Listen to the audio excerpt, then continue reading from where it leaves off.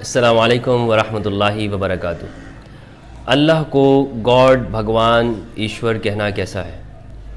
دیکھیں، دنیا میں بہت ساری زبانیں ہیں اور ہر زبان کے اندر لوگ جس چیزوں کو پکارتے ہیں، چیزوں کے جو نام ہیں اور زبان بولنے کے جو الفاظ ہیں وہ الگ الگ ہیں۔ ایک ہی چیز کو پہچاننے کے بہت سارے الفاظ ہیں۔ مثال کے طور پر آپ اگر پانی کو دیکھ لیں تو پانی کو اردو میں پانی کہتے ہیں، انگلش میں واٹر کہتے ہیں، فارسی میں آب کہتے ہیں اور پشتو میں ابو کہتے ہیں۔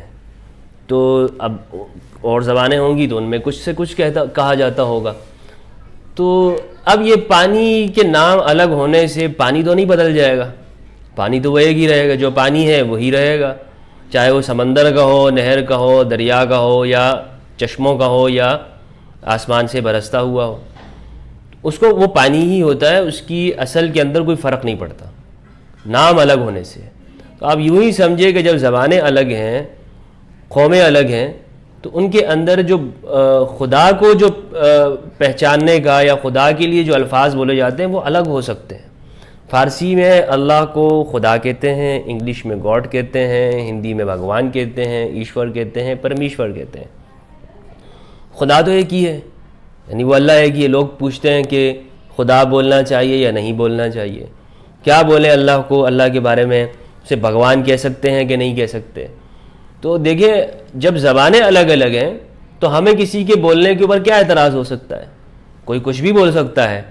اگر ہم یہ کہیں کہ اس نے یہ نہیں بولنا، وہ نہیں بولنا، یہ بات ہم کیسے طے کر سکتے ہیں؟ کیونکہ زبان اصل نہیں ہے، زبان تو ان ارادوں اور ان خیالات کو ظاہر کرنے کا نام ہے، اپنی زبان کے ذریعے کمیونیکیٹ کرنے کا نام ہے کہ جو آپ کے دماغوں میں چل رہے ہوتے ہیں، تو وہ صرف بتایا جاتا ہے کہ اس کا مطلب یہ ہے، یہ چیز، اس چیز کی حقیقت کے بارے میں نہیں بتایا جاتا، کیونکہ چیزوں کی حقیقت جو ہے وہ کسی کو بھی نہیں معلوم ہو سکتی کہ چیز کی اصل حقیقت کیا ہوتی ہے۔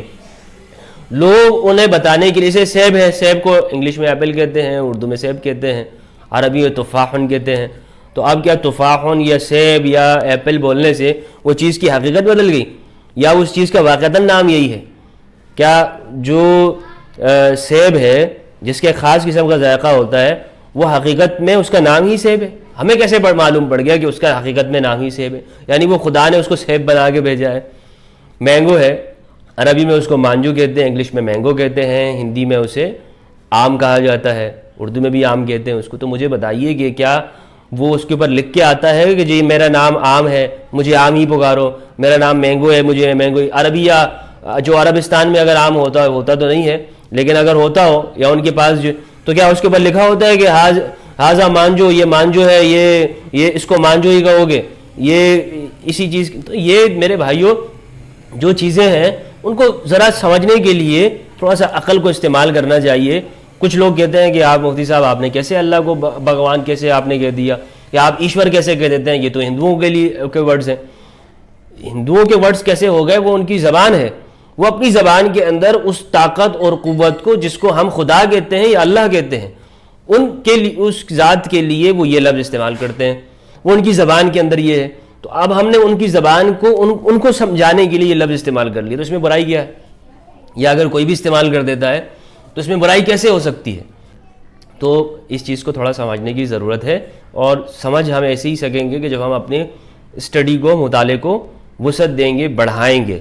تو میرے نزدیک یہ لفظوں کا فرق ہے، اللہ، بھگوان، ایشور، پرمیشور، پرماتما، برہما، یہ